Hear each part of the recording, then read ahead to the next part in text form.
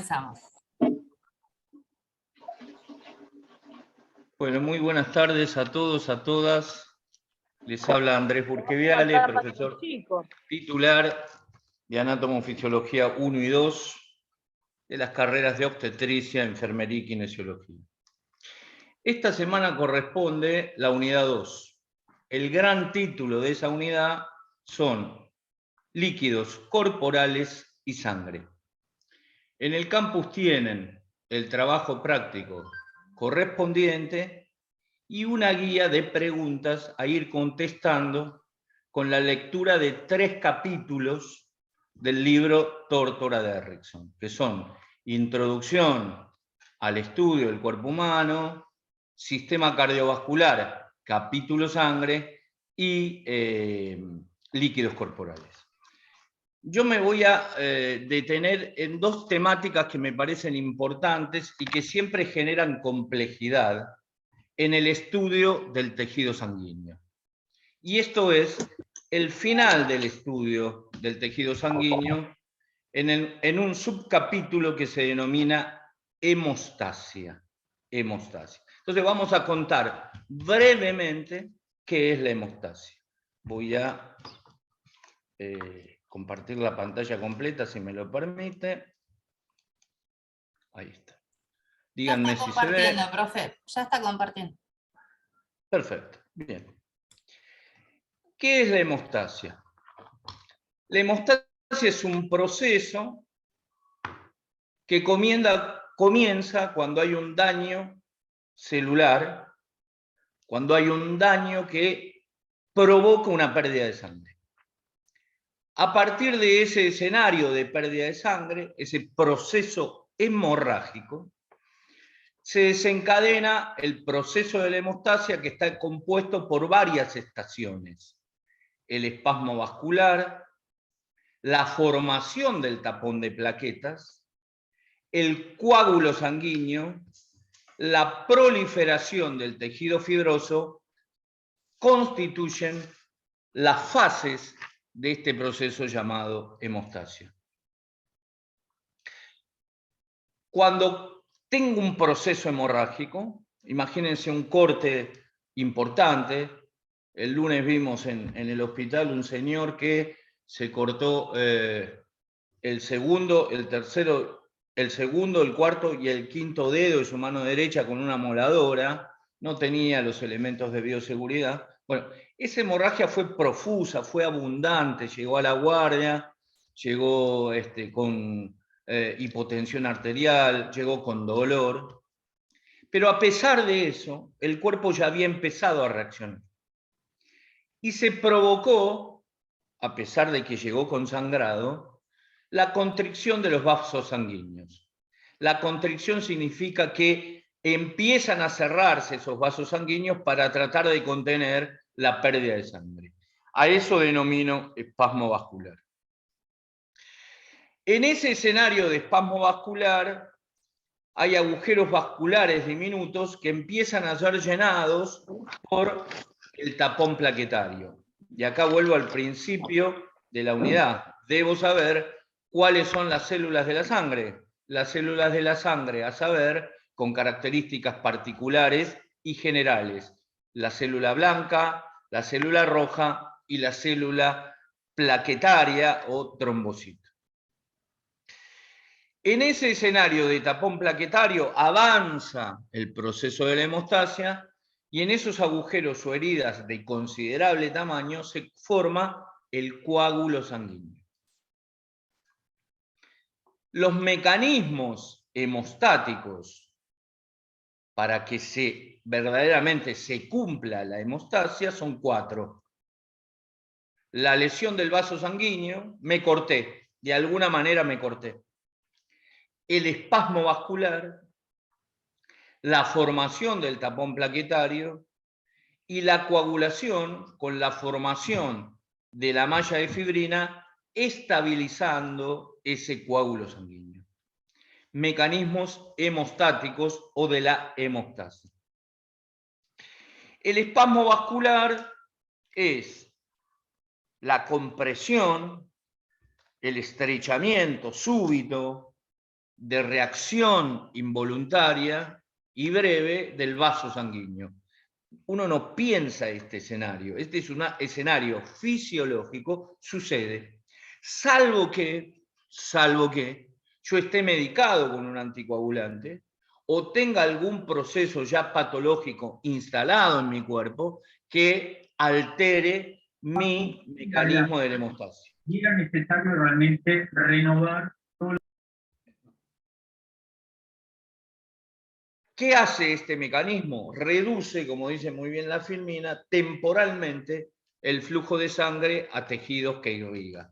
¿Se entiende? Digo, hablé del corte en la mano, imagínense. Entonces digo, este espasmo vascular, perdón, permite la disminución de ese flujo en un efecto de protección del escenario de la pérdida de sangre.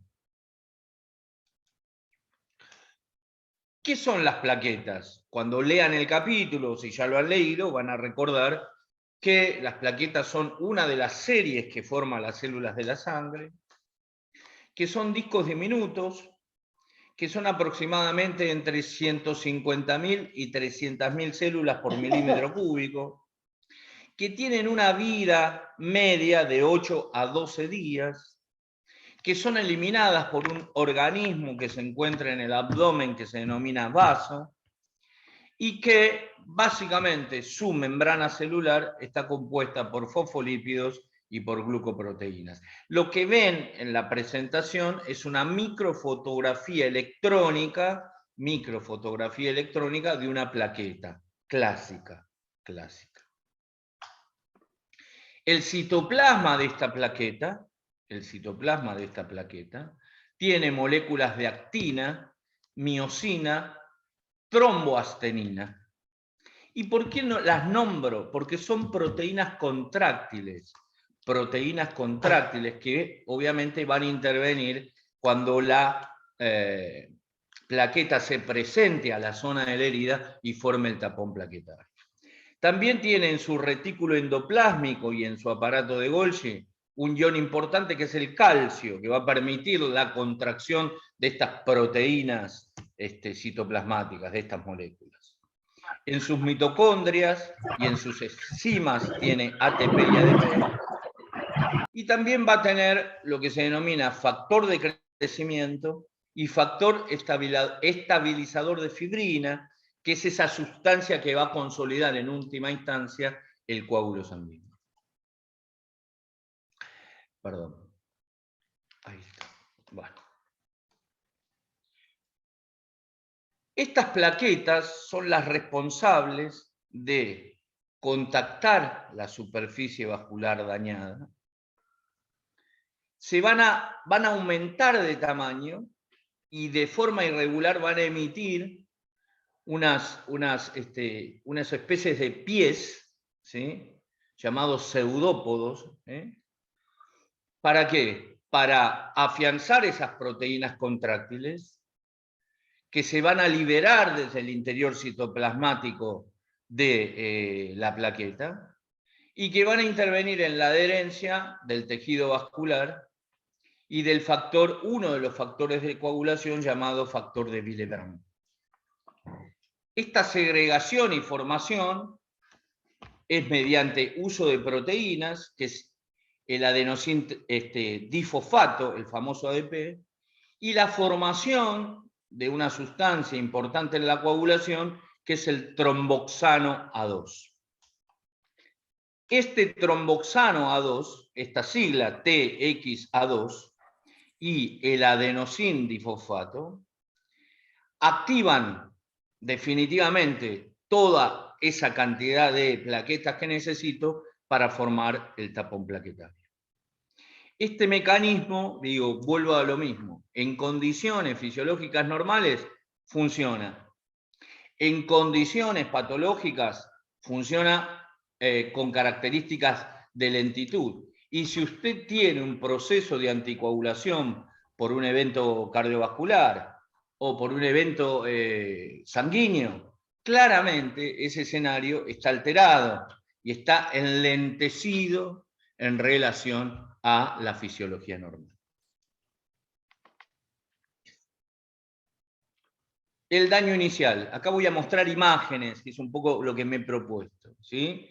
Donde se ve esta lesión por X motivo, imagínense que usted se dañó, y ahí aparece la vasoconstricción. Esto es un modelo esquemático de vasoconstricción, de achicamiento del lecho vascular, ¿sí? De estrechamiento del lecho vascular, que comienza a reaccionar ante la injuria, ante el daño por esa hemorragia.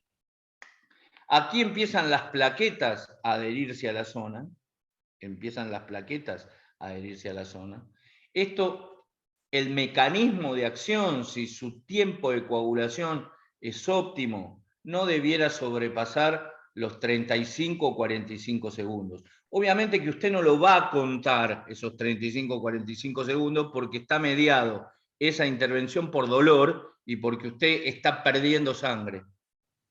Entonces usted está preocupado por el dolor, por el grado de lesión que ha tenido y por la pérdida de sangre. Esto está sucediendo en el momento y usted no lo piensa, usted no puede intervenir en esa cuestión. La formación del tapón plaquetario, esto que recién, digamos, definimos como la presencia de energía del adenosín difosfato con el tromboxano A2, y los fenómenos vasoconstrictores a partir no solamente de este tromboxano A2 para la agregación plaquetaria y la vasoconstricción, sino a partir de la presencia de una sustancia que se llama serotonina, que también tiene efecto vasoconstrictor en la lesión que provoca la hemorragia. La formación plaquetaria, fíjese cómo se formó definitivamente ese tapón. Y por último, la coagulación, que es el final, entre comillas, de este proceso hemostásico. Si usted habla de coagulación, tiene que hablar de dos mecanismos. Esto describe la literatura hace muchos años. Mecanismo intrínseco y mecanismo extrínseco. Mecanismo intrínseco y mecanismo intrínseco.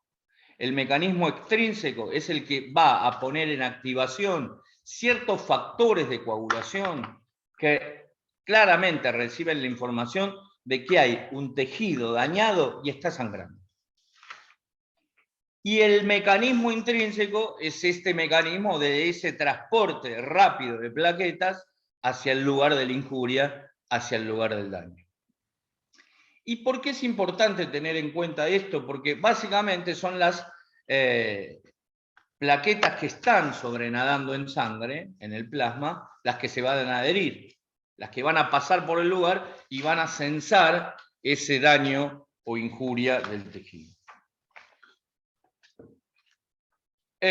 Los mecanismos de la coagulación están mediados por, como decía yo, factores de anticoagulación, básicamente el décimo, el tercero, el quinto y el calcio, y por activadores de estos factores que permiten, digamos, este fenómeno de la coagulación.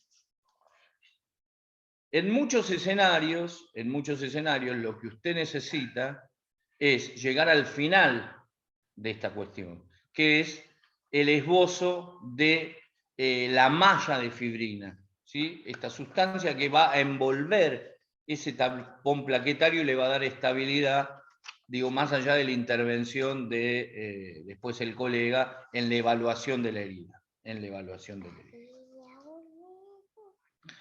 Y va a cerrar, fíjense, lo amarillo sería la malla de fibrina, va a cerrar ese primero espasmo vascular, adhesión plaquetaria y tapón plaquetario para que yo pueda, digamos, intervenir en la persona. Coagulación sanguínea en vasos rotos. Entonces digo, daño grave a un vaso, la gravedad se va a dar entre 15 a 20 segundos o en 1 a 2 minutos. Se va a desencadenar la adhesión plaquetaria, el tapón plaquetario y la activación del tromboxano A2, del factor de coagulación 7A, de la trombina y de la necesidad de toda esta acción mediada por la energía del adenosín difosfato y de esta sustancia vasoconstrictora llamada serotonina. La adherencia plaquetaria al endotelio vascular, la agregación plaquetaria y el coágulo, la formación del coágulo en forma definitiva. Recordar que este escenario va a ser intervenido, porque si usted tiene una herida, imagínense que esa herida, según la profundidad que tenga, necesita de un evento de sutura quirúrgica, ese coágulo va a ser removido y va a ser suplantado y agregado a la sutura quirúrgica que usted necesite. Aquí están descritos los factores de la coagulación, ¿sí? Los factores de la coagulación y la vía y el mecanismo que van a intervenir. Este cuadro está tomado de cualquier libro de fisiología, ¿sí? Entonces van a tener que ir ordenándose en relación a los dos mecanismos. El mecanismo intrínseco, esto de que las células entienden que hay un daño, y el mecanismo extrínseco, que es la activación de todo el mecanismo de la hemostasia porque hay un tejido dañado. Ahí están numerados desde el 1 al 13, la función que cumple. Y la otra es, un poco para ir terminando, ¿cómo se da este mecanismo de la regulación? Entran en juego aproximadamente unas 50 sustancias que se presentan como sustancias inactivas y que son activadas ante el daño tisular. ¿Sí? Están en el torrente sanguíneo. Cuando usted lea el trabajo práctico, dice al final sistema cardiovascular, y dentro de ese sistema cardiovascular el tejido sanguíneo. ¿Qué recorre ese tejido sanguíneo? El sistema circulatorio. ¿Por dónde circula nuestra sangre? Por nuestro sistema circulatorio. Y ahí usted puede encontrar ante una muestra de sangre estos factores de la coagulación. El mecanismo general es la rotura del vaso, aquí se repite lo mismo. La cascada de reacciones químicas, la activación de un profactor que se denomina protrombina, la formación del entramado, porque esta protrombina se transforma mediante un mecanismo enzimático en trombina, que a su vez consolida y transforma el fibrinógeno en fibrina, que es la última parte del mecanismo de la hemostasia que va a consolidar y va a generar esa malla alrededor del coágulo. La otra cosa que muestra la presentación es qué es la protrombina y la trombina, ¿sí? ¿Qué es la protrombina y la trombina? El peso molecular que tienen, la concentración en plasma que tiene, esto se puede medir mediante una muestra de sangre, y la necesidad de agregados si se desencadena este mecanismo de la coagulación. Lo mismo que el fibrinógeno y la fibrina, ¿sí? Su peso molecular, la concentración que tiene de miligramos en plasma, la formación en el hígado, ¿sí? Y por qué se activa esta cuestión.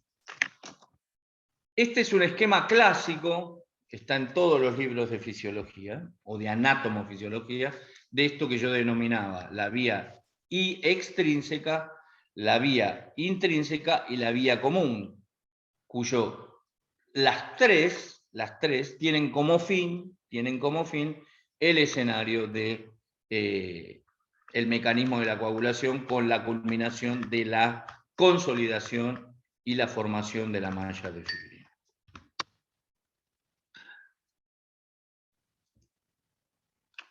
Quiero cerrar este capítulo. Ahí cerré, porque esto no se ve. Dos datos nada más, porque esto sí lo nombro porque lo pueden sentir en algún lado, que tiene que ver con denominar la disminución de plaquetas en sangre, ¿sí? Circulantes en el torrente sanguíneo. A eso se llama trombocitopenia. Menos de 100.000 células por milímetro cúbico, lo normal, lo habíamos dicho, es entre 150.000 y 450.000, ahora lo vamos a ver, células por milímetro cúbico. La mayor incidencia, es decir, ¿cuándo aparecen estos casos de trombocitopenia? Entre el año de vida y los 25 años, o si no, posterior a los 50 años en procesos anémicos, en procesos leucémicos. Las complicaciones que trae esta trombocitopenia, la hemartrosis, ¿sí? esta aparición de hematomas a nivel de las articulaciones, la gingivorragia, el esputo sanguinolento, hematomas, hemorragias cisternas, la equimosis, presencia de puntitos rojos en la piel frágil y petequias, y la epistaxis, es decir, los sangrados nasales clásicos. Cuando usted sospeche de eso en diferentes momentos y en ocasiones reiteradas, desde ya tiene que consultar presentando esta clínica y estos síntomas. Bien, hasta acá me parece que está bien en el sentido de poder entender el mecanismo de la hemostasia. Yo no sé cuánto me queda de tiempo. Profe, quedarán 10 minutos más o menos. 10 minutos, bien, perfecto. Bueno, dejamos de grabar. Perfecto.